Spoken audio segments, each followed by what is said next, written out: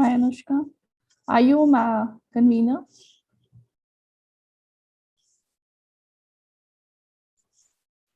Good evening, ma'am.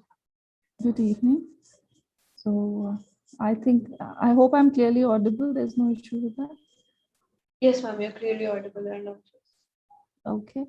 So, just let me know when you're ready to go, and I'll be there. Yes, ma'am. Sure, ma'am.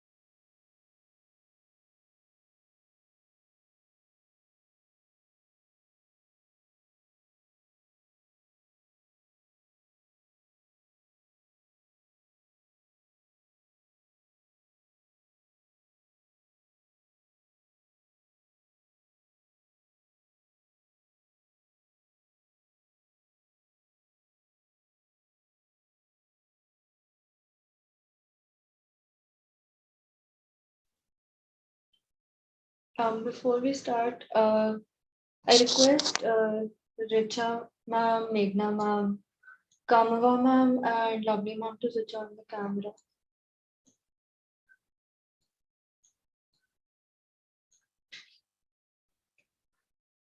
Good evening to all present here.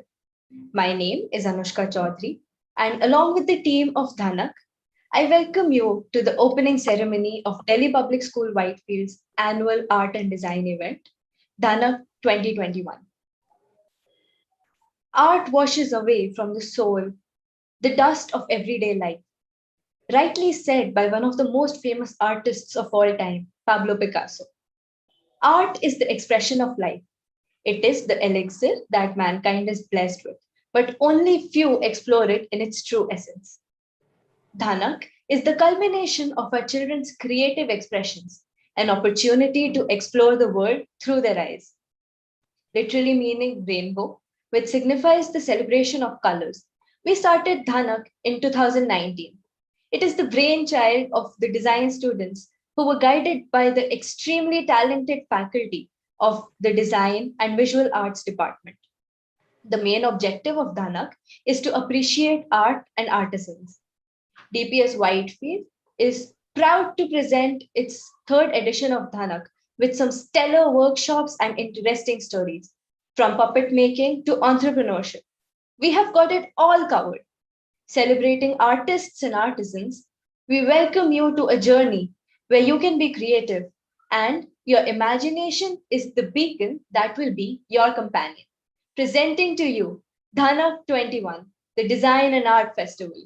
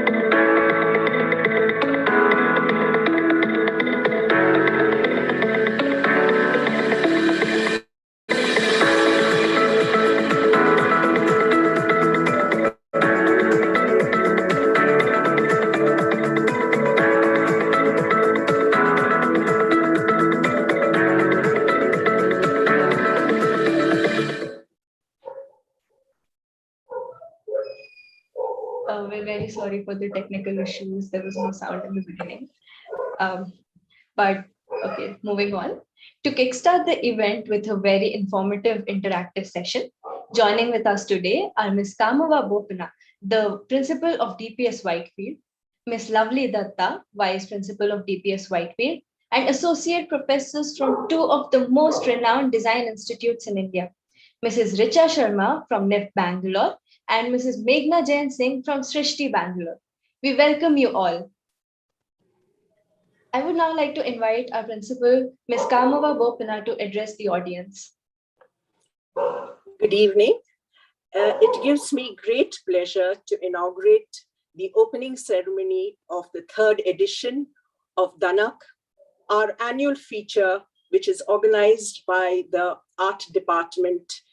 I also take this opportunity to welcome and thank our young guests for today, Mrs. Meghna Jain and of Srishti and Mrs. Richa Sharma from NIFT.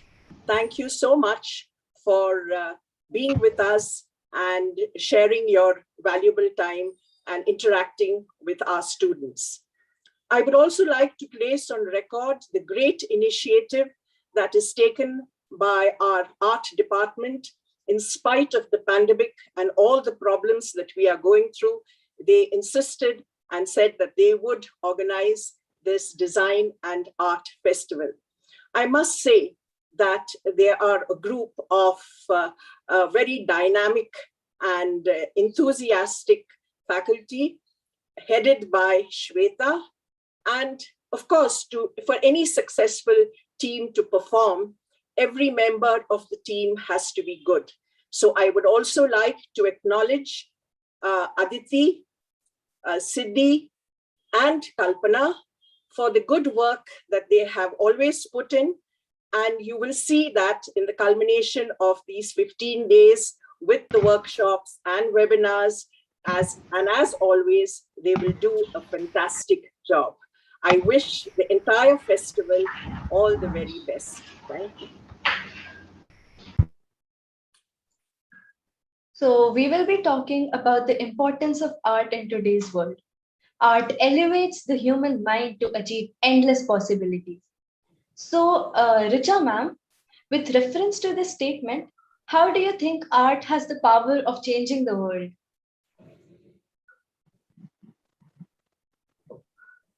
Ma'am, you're on mute. Yeah, it always happens. Sorry. And thank you so much for DPS to have called me over to express my views on the subject of art. I'm actually a design faculty. So for us, art comes with function, and it's not just aesthetics that we're talking about. But yes, what it does is it takes us to a different level. It brings a different perspective to life, where you kind of bring aesthetics, the beauty, the finer details to life, along with the functionality of it. So if you can have fun while doing it, why not? That's how I look at it. So I think to put it in a nutshell, if you can have fun while you're putting a function together, I think that's what art does to the whole thing. So I hope it answers your question.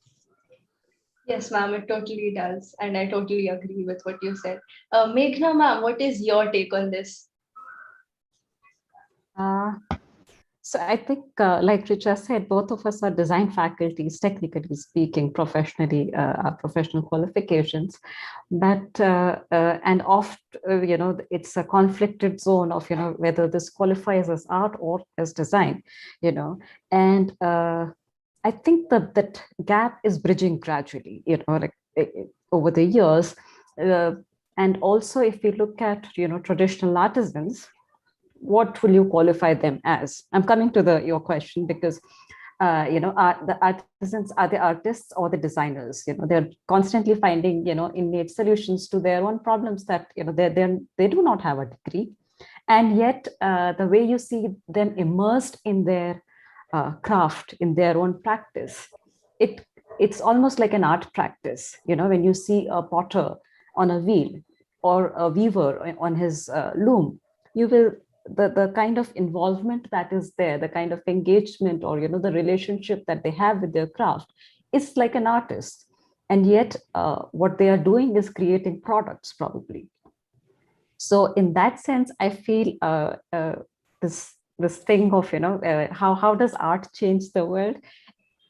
I think everything in this world is a part of, art. And I think all of us are in some way or the other engaged with that.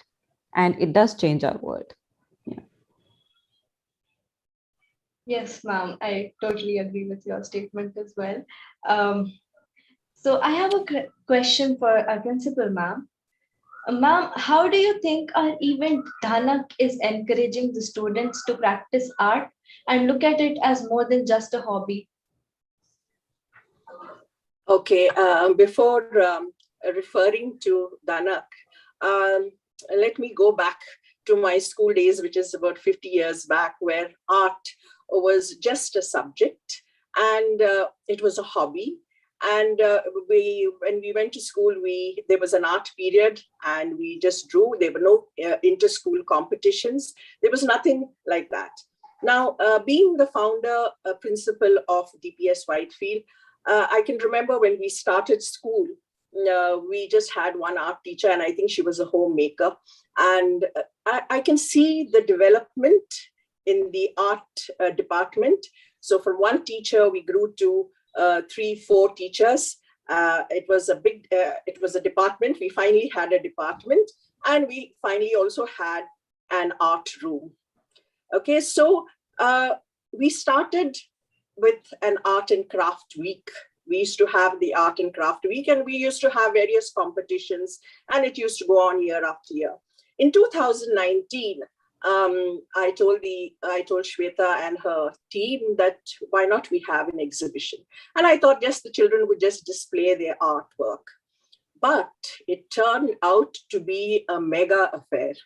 It was so huge, and I was so astonished and shocked at what I saw. And so then I thought, okay, after the art exhibition, probably Dhanak' would die a natural death, but it was not to be. 2 years back, we introduced design in the school, and again, the department said, ma'am, this year, now what shall we do for Dhanak'? So I realized then that Dhanak' was there to stay, and it was going to be an annual feature in DPS Whitefield. Now, these design students, I mean, we've started it, I think, about 3 years back, and the children are very interested. And with the introduction of Dhanak', I feel that the children have moved out of their classroom environment. They have got an opportunity now like this to organize this festival, to organize webinars and workshops. So they are doing much more. And I think that has helped the design students a lot. And hence I feel that today art is just not a hobby. And Dhanak' has given them the medium to express their creative talents. And it has also given the students a path to choose a career, and that is design. So I think now in today's world, we just cannot say that art is just a hobby. It is a part of the curriculum. Even the CBSE has introduced art integration and art integrated projects. In fact, they tell us that we can't sit for the board exam till we show them all the art integrated projects that we have done so far. So I feel, and that art is very important. Actually, it's become a very, very big department in my school, thanks to the art department. And the children are also enthusiastic. We get a lot of children who want to join our school because we are offering design. And we are so happy that once they pass out of grade 12, that they choose it as a career. So definitely art is no longer a hobby. It is a career. It's a very, very important career option. Thank you. Thank you, ma'am. Ma'am, the point where you said most students have joined the school because of design, I can totally relate to that as well. So yeah, moving on, Meghna ma'am, in your opinion, what is the importance of art and design in people's lives? I don't think, people see it so much, but I don't think anybody is devoid of that. I mean, your life, small bits, where do you even start? Anything that you look at, any product that you can think of right in front of you has been designed, by somebody you do not know of. And like I mentioned earlier, how do you really differentiate between art and design? Even if it's a plain water bottle, there are 10 colors available in it. So somebody sat and thought about it, and and that's why there are these color options that are available to you. And how will it, and the choice that a customer is making, right, for that particular color, that has been thought about. It has, that color has been put so that it caters to that somebody who wants that particular pink in that bottle, right? And therefore I feel, this, where is art and design in our lives, or where is it not? I mean, my question would be that where is it that you do not see it? We might not be able to observe it. Not everybody, probably observes it, but it's there. It's anywhere. I mean, you look around and if you decide to question it, you will see it. Yes, ma'am. And Richa, ma'am, do you wish to add something to this? Yeah, I would want to take this away from even say a product, because till now we are talking about creating a product or an artwork or something which is creative. And I'm sure each one of us is thinking of a painting or a pot or, a beautiful water bottle, like Meghna just put it. And, in today's time, it is not really about the product all the time. It's a lot about experience and services. And I believe that human beings have a multi-sensory approach towards life. It is not that, right now, when you're, even while I'm talking, it's my sound, the way I am probably, coming across, my smile, everything. I mean, it's a play of everything which is coming into force. And maybe that's the reason why you're enjoying this conversation. So it's not just one thing. So it's not just one product. I think it's an experience. And if we go back in our lives, even for you guys, if you look back into childhood, and if I ask you, remember one thing, I think what you will remember back is an experience, not necessarily a gift or something big that was given to you. So it would be an experience by the beach, by the sea, maybe an experience that you are having while you're doing Dhanak' and organizing it, or being a part of the school that you are so proud of, and it comes through so clearly in the way you're hosting the event. So I believe that it's art and aesthetics is like how we are discussing, a part of our day-to-day life. Everything that we do, it touches upon. And creativity is something none of us are devoid of. So it's no longer to be said that, A is creative and B is not. I think each one of us has a bit of creativity in us. Some of us choose to take it to a level where you make a profession out of it, and the others think it's all right. You just appreciate it from a distance and have fun. But I'm sure each one of us has our own style, have our own choices, and which we exercise every now and then. And I would want you to now start thinking of design not only as a product, but as an experience. And that's the narrative that you will remember. That's the narrative that will stay with you for life. And it's memories that you create. That's how I look at it. So I'm just kind of taking it to a different level. But in it's thought. true. Yeah, so true. Yeah, ma'am. I mean, design is kind of an experience for everyone, and I will definitely think of art and design as more than just a product. And yeah, moving on to the next question. In situations as the ongoing pandemic, art provides hope. Richa ma'am, what is your opinion on this statement? Yes, I mean, hope, it also distracts us. It also takes us to a level where we can dream. And you can, when you can dream anything, you can dream the sky, you can dream the wherever life takes you. So I think what it does is it has the ability to, possibly if you are in a situation which is a little difficult, it has the capacity to elevate you, or maybe make the situation not so bad and make it minuscule, because you have so much more to look forward to and you're enjoying beyond it. So, and we have history to support that. If you look at, I mean, I'm sure you would have read Anne Frank's diary, and she was holed up in a small annex, and yet, she dreamed of simple things, and that was the hope that kept it alive. And design and hope is not just about creating a product, like I said. Another thing I think which came across even in the discussion with Meghna is that the whole practice of art is also meditative.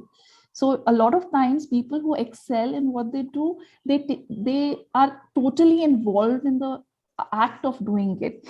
And anything that you do, it could be studies, not necessarily art, but if you can have a complete involvement with what you're doing, if you can reach a state of meditative, being in communion with a higher self, I think it just elevates you to a level which is beyond normal.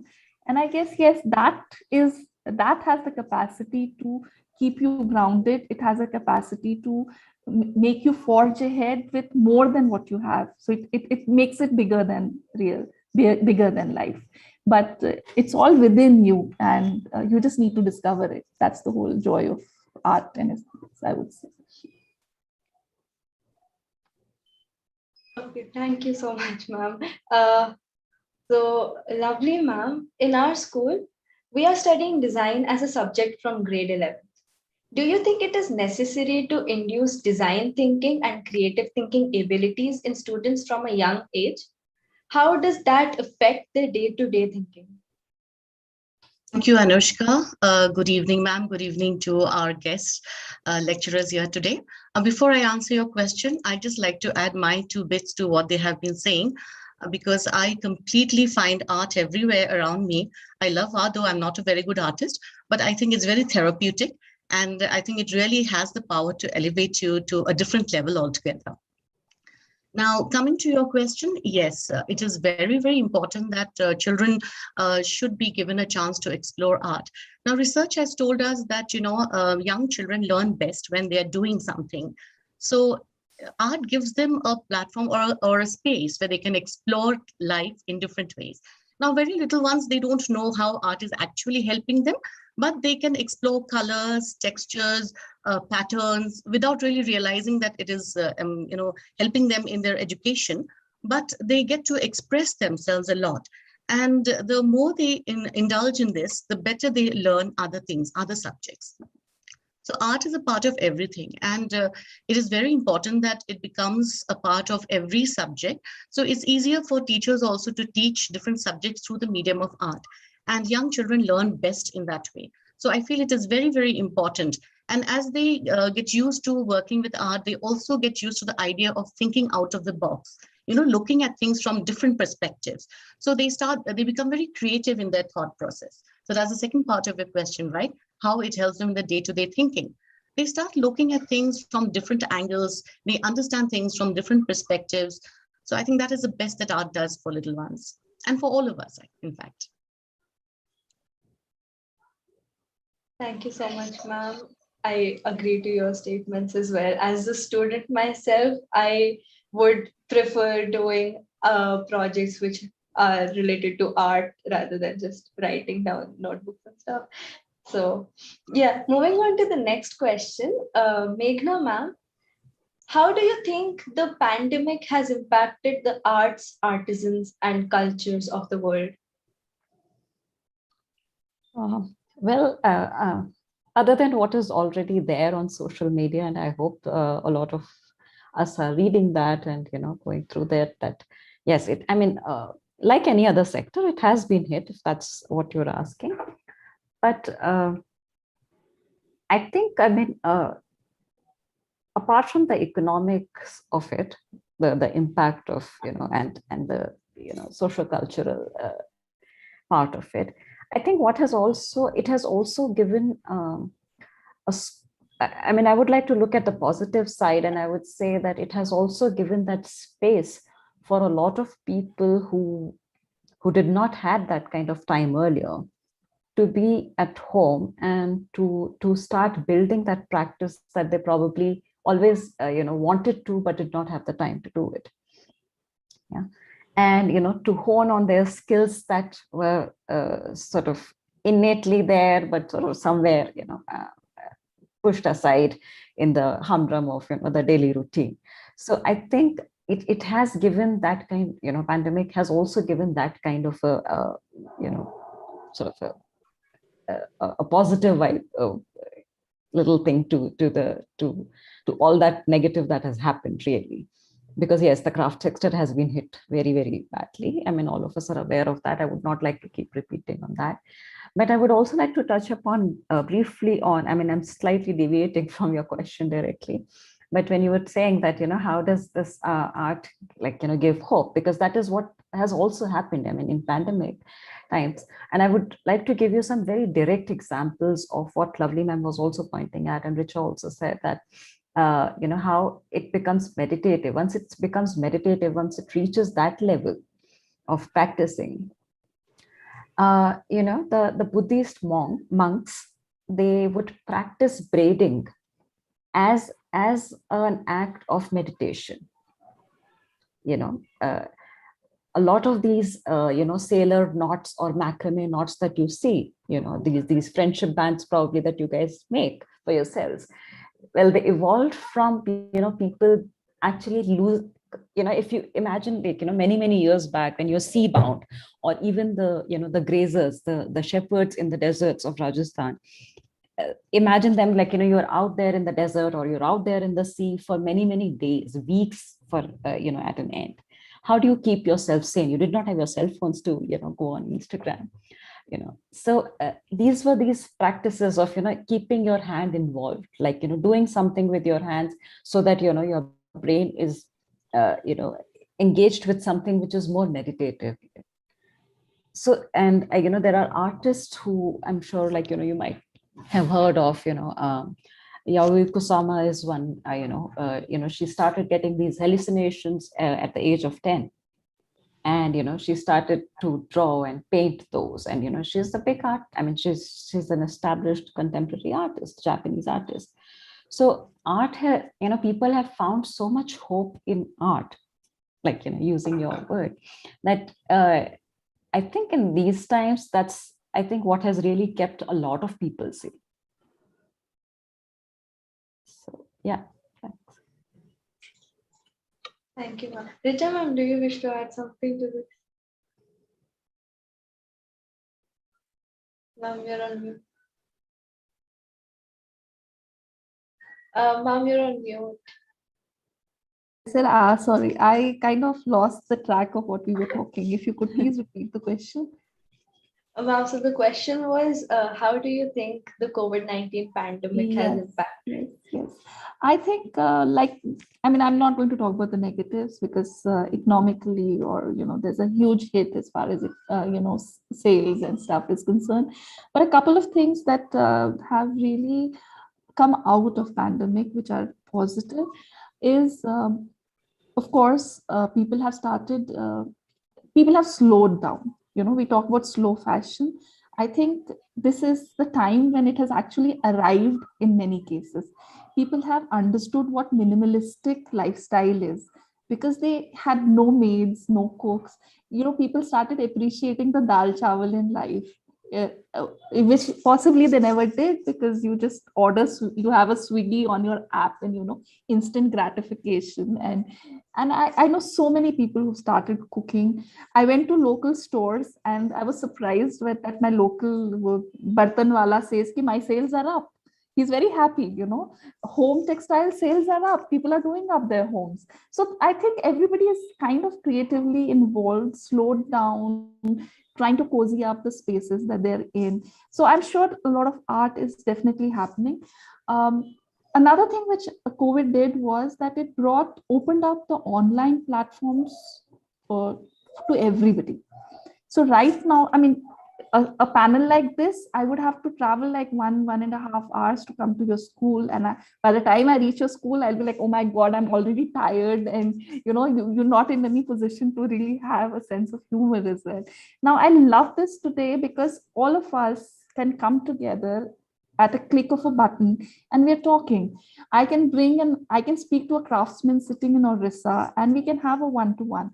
Now, I'm not saying that pre-COVID this was not possible, but pre-COVID, I think we were limiting ourselves to this and we were not really using this opportunity to it. We have maximized this post-COVID.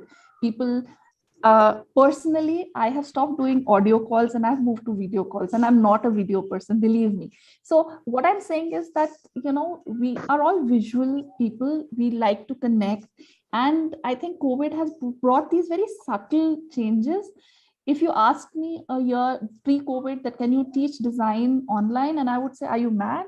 You have to sit in a classroom and it's completely hands-on and it's not possible.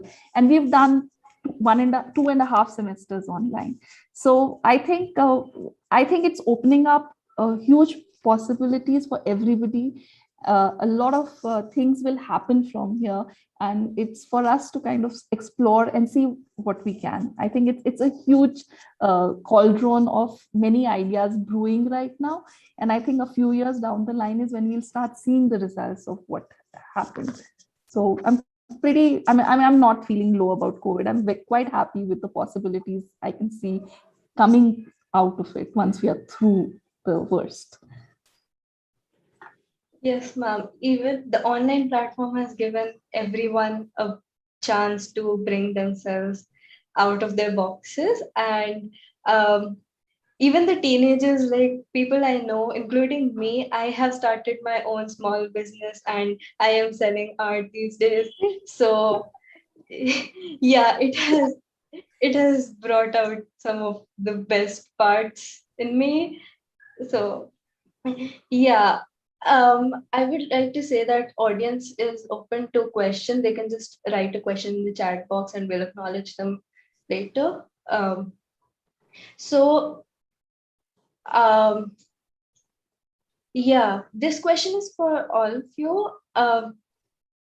So why do you think appreciating art is important? Kamava ma'am, we'll start with you. Okay, I think appreciating anything is important, not only art, because, being a teacher, we teach our children from a very young age to appreciate a poem or to appreciate a piece of prose. We teach the children to appreciate one another, to appreciate their teacher, to appreciate their parents. So I think appreciation is something which is inculcated in the child from a very, very young age. And yes, it is very nice to even appreciate art.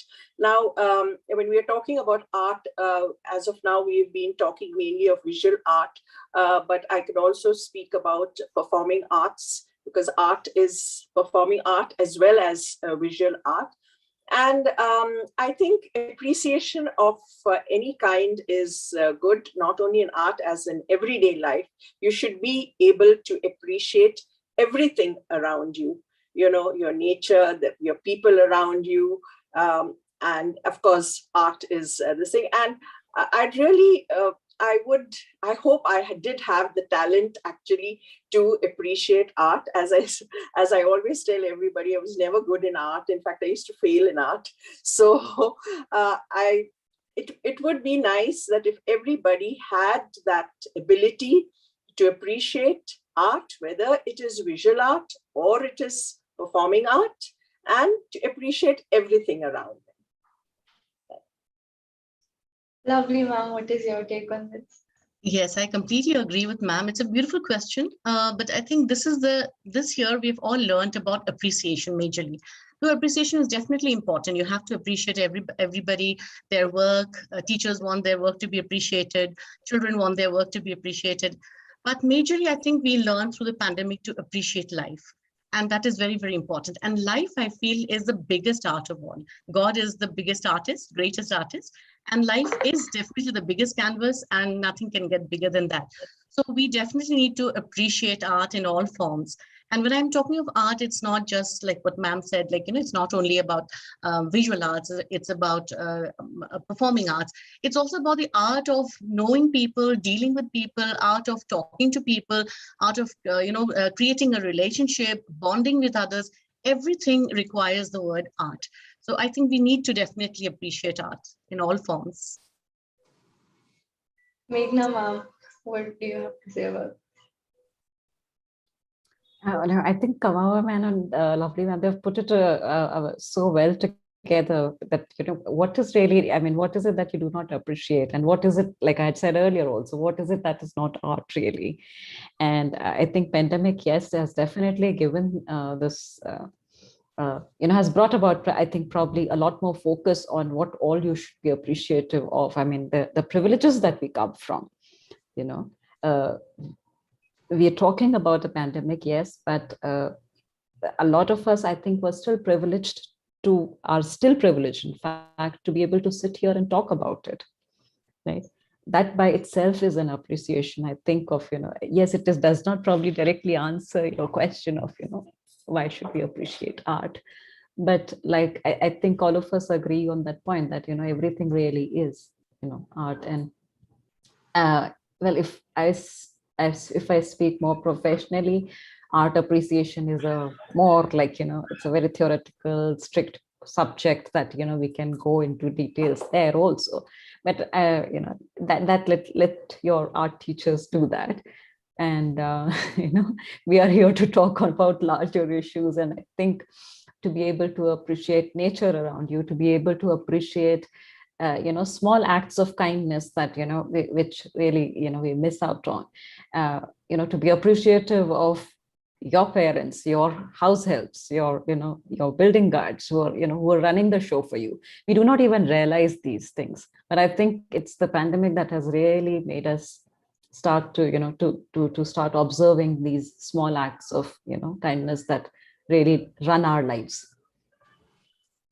Just one question, both to Meghna and Richa, is that when you appreciate art, because I mean, we are not artists, and so I just would like to know that when you appreciate art, what are the parameters that you look into? Suppose you're given a piece of art, how would you appreciate it?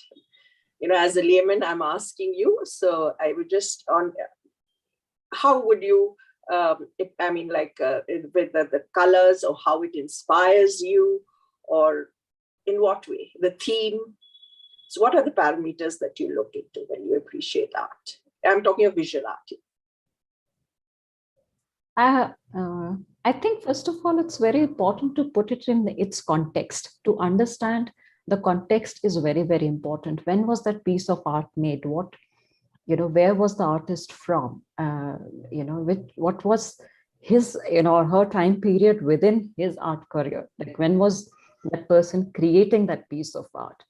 So I think it's, before we even go into the visual aspect of it, it is, I think, very important to first understand the context in which it was set. And then, I would say comes the next layer of the visual identity of that painting, which is probably, like you're saying, the various elements of design or art that we say. There's color, there is, of course, there are lines, there are shadows, there is certain kind of a repetition or no repetition or whatever. I mean, these are various elements of the art and design that we look at, but that actually, I would say, comes secondary. But before that, the context is very, very important, because that is what defines that piece of work. That is what feeds into an artist, because what were the socioeconomic conditions that time?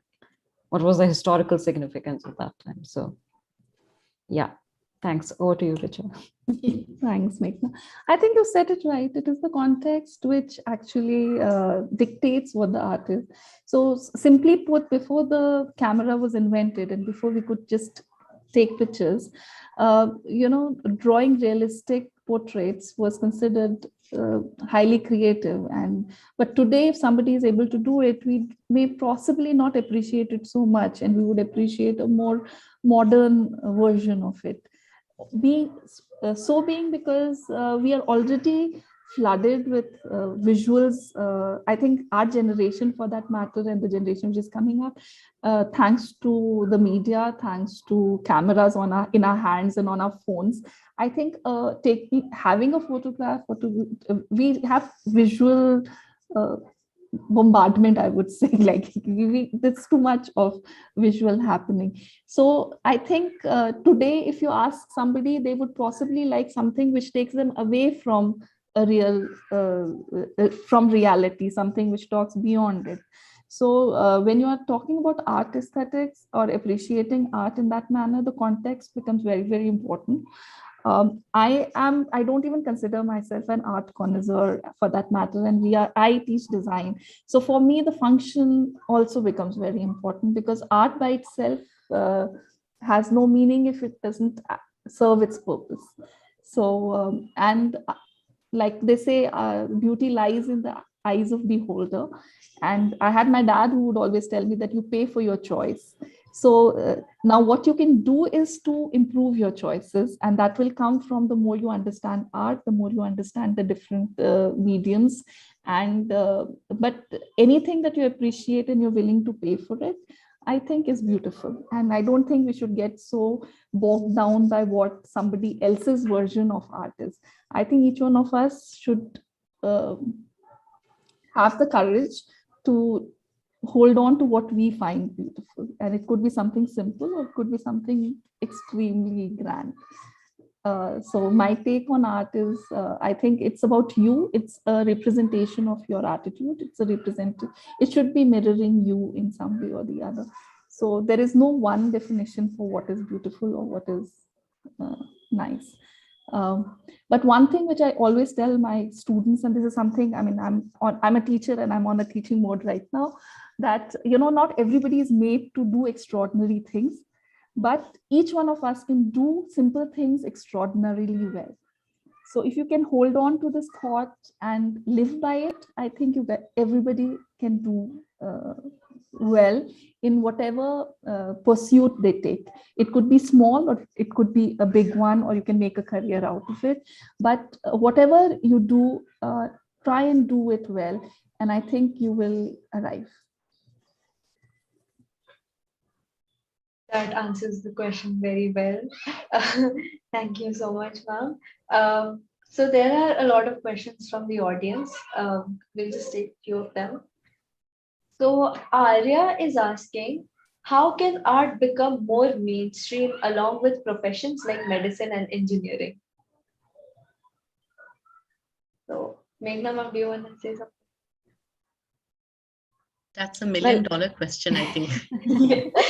And all artists would like to know that. It has already become. Exactly. I was just coming to that. I totally agree to that. The... In fact, like just today, so I'm sorry, cutting it. Please go ahead, ma'am. No, I'm just saying that your children, when they take science, even if they're taking science subjects and, they want to be a doctor or they want to be an engineer, they always take design. In case they don't become an engineer or doctor, that they have the line of design. So it is on par. And as I said, it's a very, very big career option today. You can put it on par with them. Yeah, totally. In fact, like this was the discussion today in office also, and we were just talking about it. In fact, the other way, like what Kamavan just said, that it's that we the number of students choosing to take up design or art today is almost like like how popular engineering was at some point of the time. It isn't anymore that exclusive, that it used to be. Or it wasn't, I wouldn't say like, it's not even in a position where people would say, okay, like, if you can't do anything, then you become an artist. It's not that. I mean, you choose, people are, like young kids like you're choosing to become artists or designers. And I think that itself is, bringing it at par. We're not, let's not look at just pure numbers, but an informed choice that the students are making, which brings it at par. I would like to add to this whole dimension. Another thing is that no longer there's no one person behind the product. There was a time when, the painting is by Pablo Picasso and you have one person doing it, and this his concept from the genesis to the completion.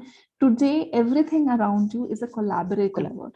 There's no one person making a product, whether it's a dress, whether it's a costume, whether it's just a fabric for that matter, or maybe even your apps that you use on your mobiles for that matter, or gaming. There is a team which works at it. And that is something which each one of you has to understand, that it's never going to be one person creating one thing. It's going to be a team. And teamwork is extremely important, which I think young kids need to understand. And no one person gets the credit for it, but it's the whole team which gets the credit for it when the team performs. So, and that is the reason why, whether you're making planes, whether you're making a simple fountain pen with which you're writing, or the pencil that is in your box, everything is designed, because aesthetics comes hand in hand with everything that we do. So you can look at something, a simplest of thing around you, and you will realize that there is an element of design in it. If you can come up with a product without design, I will buy you a gift. Let me put it the other way around. So every little thing, whether it's a sharpener to an eraser to a pin, a safety pin, it has been designed. Believe me, it has been designed, and somebody has got into the nitty-gritty, the precision of it for it to perform whatever act it needs to, and a life cycle that it needs to run. So some products can maybe just one-time use, and some products can be intended to use for many years. But whatever it is intended for, it performs its task. And if it doesn't, then obviously it's a consumerist society. We discard it, and it, fails the life, I would say. So design is the only distinguishing factor, and design is there to stay, whether it is in technology, whether it is in cuisine, food, whether it is art and aesthetics, whether it is clothing. It's not going away. It is, and I'm very happy that people are acknowledging it today. And they are also, I think there's a huge conflict where design is felt that, you sit in front of a canvas and you make a stroke and an art emerges. It doesn't happen like that. There is a process to it, and it's very similar to a scientific process that we follow when you're learning technology. So technology has steps 1, 2, 3, 4. Designing is also has a process, and that is why it is called design thinking and a design process. It can be acquired, it can be learned. So it's not that you're born with it. So creativity is in each one of us, and if we want to, we can choose to hone it over a period of time. For some of us, it comes intuitively, and we are maybe more geared towards it, but doesn't mean that the rest of us can't acquire it. So I am very hopeful, and I'm hoping to have more of you joining us, our fraternity soon. Yeah, I'm sure that will happen, because I know in school also, we had a student who the father was insistent that he should be an engineer and nothing else. And the boy was failing in all his subjects, and he said no, he wanted to take design. And the parents said no, because you see, it is a social status also that, your son has to be an engineer or a doctor. He cannot be taking design. And the child eventually, he was so insistent that, he would drop a few of the science subjects and take this thing. And he topped the design practical exam. And I think he designed a walking stick with a torch, and the external examiner was really very impressed. And now he's joined the design school. And now the mother tells us, but thank you so much. But, you encouraged my son and he took this field. So, every parent has to understand what the aptitude of their child. If their child has an aptitude to say, whether it is art or anything, they have to learn to acknowledge it. That's what makes it successful, not just being an engineer or a doctor. Sorry, just I do not know if we have the time, but if I can just add my 2 bits here. A lot of engineers take up design after their engineering degree, because it's a very good mix of having the engineering product and then choosing to become product designers. Similarly, doctors also, there is who would have thought, there is art therapy, and people like psychologists and counselors choose art as a mode of therapy. So just saying. Just to add 2 bits to it, I am a textile engineer and I did my master's in textile design. And I think it gives me a creative edge, because we are moving into smart wearables, we're moving into technical textiles, and I understand both the language, which is technology and design. So I think nothing is, there are no boundaries anymore. There are no silos anymore. I think everything is opening up. And you guys are in a very, very beautiful stage in life where, you need to hold on. Okay, so you don't need to do anything mediocre anymore. When I say do extraordinary well, you need to excel in whatever you choose to do. So you guys are at a stage where you can possibly, even at our times, design was not the first choice. So it was not an easy choice at that point of time. But today, I think you guys can choose to do what you want to do. You can dream what you want to do, and you can create a niche in whatever you're doing. But you need to be really good at what you're doing. You can't be mediocre. That is one thing you need to understand. So you need to hone the skill up, you need to live up to it, and you need to give it your life's best. If you can do it, if you can live it, you will achieve it. So that's the nutshell. Okay, I hope that answers Arya's question pretty well. So yeah, next question. This would be the last question because we are running out of time. So this question is from Aditi ma'am. What is an artist's or a designer's role in society?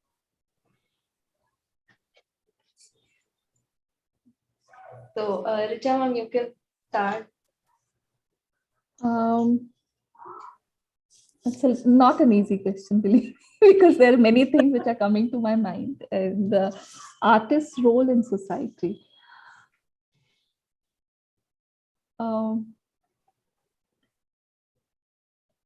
I think we need to look beyond the product, but move into process. So we are also talking about sustainability. So artist's role is not about making a product look pretty and beautiful, but he should also be in a position to understand that is it harming the environment? Where is it coming from? If there's a craftsman involved in it, is he getting fair wages? If it is being built in a sweatshop or in a factory, are the people involved in the factory getting fair wages? So there are a lot of questions which come in it. So I think we need to move beyond just making a product look pretty, but I think we need to move into making a product with substance, which kind of takes care of our environment, which supports our society, it supports our cultural individuality, cultural identity. If we can kind of integrate all this and create a product which is also circular, which, it's from the earth and goes back to earth without or least damaging it. I'm sure there's no way a product cannot damage it all. But if we can minimize the damages as much as possible, as long as we're cognizant of that, and as long as an artist, we're making these choices at every stage, the right choices and meaningful choices, I think then we are taking a path which will eventually lead towards a beautiful society. Anushka, may I just try to answer that from my perspective? Sure, ma'am. Okay. From my point of view, what I see art as, I feel art reflects the society. Art reflects everything around us, right? So when an artist puts up something, he also becomes a conscience of the society. So art, he may not tell you exactly what wrong is happening there, but he can put it up in his art. And similarly, like I can talk about the movie directors. So they put up something, they take up a social theme and they put it up. That is also what an artist does. The artist may not be verbally telling somebody about, something that he finds is going wrong in the society or something that needs to be encouraged. But through his art, I think he reflects the conscience of the society as a whole. So that way, he also has a very moral responsibility, moral role to play. Because if an artist is portraying something which is not right, then and if more and more people and he encourages that, then more and more people are being influenced by his work. So if he wants to change the society in some way, I think through his medium of art, he will do such a thing that will have a larger impact on everybody. So in my viewpoint, an artist is like the conscience of the society. So that is a very important role to play, I feel. I just want to add one thing more to this regarding the role of art in society. Let's take the cartoons, that you have, like whether it is an Amul, this thing, they always, whatever they project is a reflection of what is happening in society. Or even Lakshman's cartoon, you said it. Or cartoons are also, it's art. To do a cartoon is a form of art. So through these cartoons also, a lot of social awareness, and they bring out different aspects of society. If you look at the NCERT textbooks also, we have, and since I'm a political science teacher, I can say that we have cartoons in the textbook, and they're always depicting a social issue or a social problem. So it is also through cartoons, and I'm sure Shweta in the art department also will agree with me that we send children for art competitions, and there will be a specific segment which says cartoons, like whether they are, a competition where they have to do cartoons. So that brings through cartoons, you bring about a lot of social awareness. The children get to know, and when children go now for art competitions, they are not given just a rainy day or Diwali festival. They are given topics where the child has to really think. They have to think what I don't remember. I remember once the children went for some competition, and they had misunderstood what they were supposed to actually project and draw. You see, that's the way now the competitions are held. And it was something with social, this thing, and the children wrote about all social media. They just drew WhatsApp, this, that, all the social media things. So, which was totally wrong. So, through art also, you can bring about a lot of social awareness, and that's it. Meghna ma'am, do you wish to say something too? Just to add to what Lovely ma'am was also saying, the social awareness, and and it's not just about the visual arts; it's the performing arts also. And a lot of these Nukkad Nataks, that's the core of these. Where you are within the audience, you're not like performing on stage. You're within the audience talking about something which is very, very contextual, very it's a social issue that you're largely talking about in these Nukkad Nataks, and it is performing art. It's not that someone else is doing and I have got nothing to do with it. Why should I let me just sit and make my art? No, it's not that, right? So and I think Richa pointed out a very valid point. The sustainability aspect. I mean, as designers and as artists, I think you have to be very, very conscious of what you're doing and why you're doing, and for how long do you want your product to last. And you no more can really sit in your AC cubicles and just like I want to make this, I want to just design this, I don't care what happens with it. No, you are not. None of us are going to be in that position, and your generation not at all. I think some of us had the luxury in our previous earlier days, but not anymore. You have to think, and I think the cycle is coming back where we're talking about more sustainable practices. The products which are longer lasting are more appreciable rather than this use and throw culture. So those are the key points that we need to be looking at now. Totally. Just the narratives are going to become more and more important than the product. So if you look at the tsunami doll, or if you've not, you can read up on that. The product, there is no product.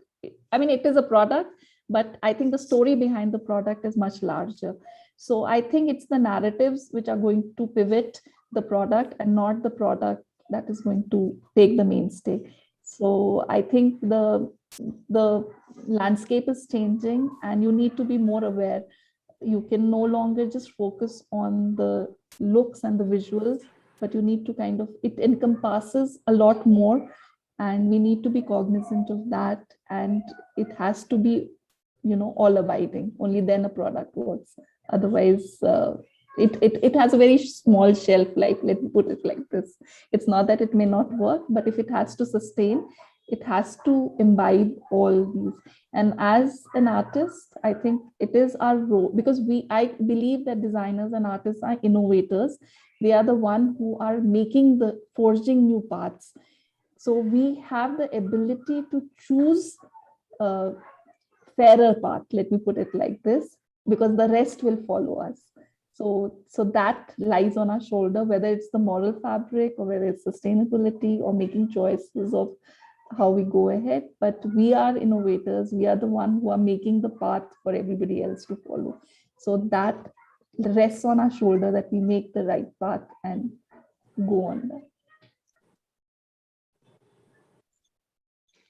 Yes, ma'am, I totally agree with all of you, as art is something an artist should be able to convey a message, and he or she should be able to, create social awareness. Even I have created some wall murals around Bangalore, which convey some sort of a message or the other. Um, so, yeah, lovely, ma'am. Yes, there are a lot of. I was just going through the questions that the students are asking, so I don't think we have time for every question. Get the answer, because probably they've been having a discussion, the mother and child, and the child says, my mom says that NIFT is one of the best art institutes in India. Is it true? So we have both Shrishti and NIFT here, so I don't know what Richa ma'am can say about that.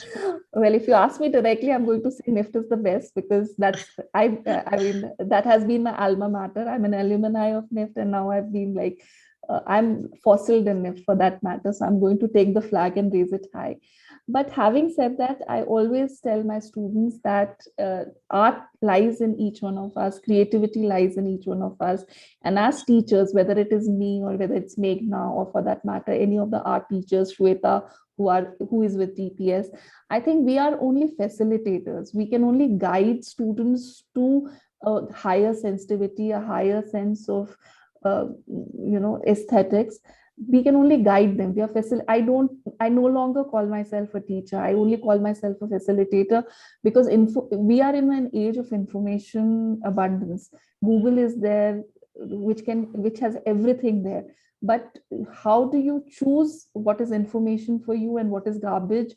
How do you keep on the path that you have chosen? I think today teachers' role is limited to facilitator, to be able to see what is the best in the child and how to improve what is not so good. I think that's the role that we have today. And whether it is NIFT or whether it is Srishti, I think all of us are doing our bit into shaping good human beings. And that's how I would put it. So I don't think it's an institute which makes a designer. I think the designer is in you. You need to kind of, find it. True. Thank you so much, ma'am, for joining us today. And before we end today's session, I would like to invite our Vice Principal, ma'am, Lovely Datta, to address the audience. It's been a very interesting session. And I came here with a very open mind, not knowing, okay, I knew the skeleton definitely, but I didn't know where the discussion would take.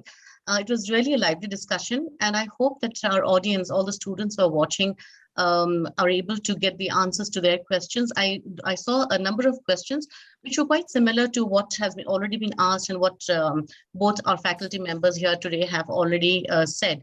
So if they were listening carefully, they would have found the answers to all those questions. And we're very excited that, we have set the ball rolling. Now, the next 2 weeks, there'll be a lot of activity, a lot of excitement, beautiful workshops coming up, right from digital art to photography, clay modeling, puppetry, comic strips, doodling, and whatnot. And it would be great to see how the children participate and what they would take away from these workshops. I have a lot of faith in the Dhanak' team, headed by Shweta, and with wonderful teachers, Siddhi, Kalpana, and Aditi. And we know that by the end of it, we will all be, really having a good time looking back at all the good work that has been done. So I thank our guests here today, Meghna and Richa. Thank you so much for taking out time from your busy schedules. I thank ma'am for being here with us today. And all the best to every participant. All the best to Team Dhanak'. May you have a roaring good time this year. So before we begin the exciting journey of Dhanak'21, I would like to thank our mentors and the design and visual arts faculty of DPS Whitefield. Thank you so much, Shweta ma'am, Siddhi ma'am, Aditi ma'am, Kalpana ma'am, for your hard work and passion towards Dhanak'. And with that, we come to an end of this opening ceremony and commence 12 days filled with loads of fun activities. But don't forget to follow us on our social media to catch the live updates of the event. And for more information regarding Dhanak', you can visit our website dpswdhanak.wixsite.com/artist, or you can mail your queries to our email ID, which is dpswdhanak@gmail.com.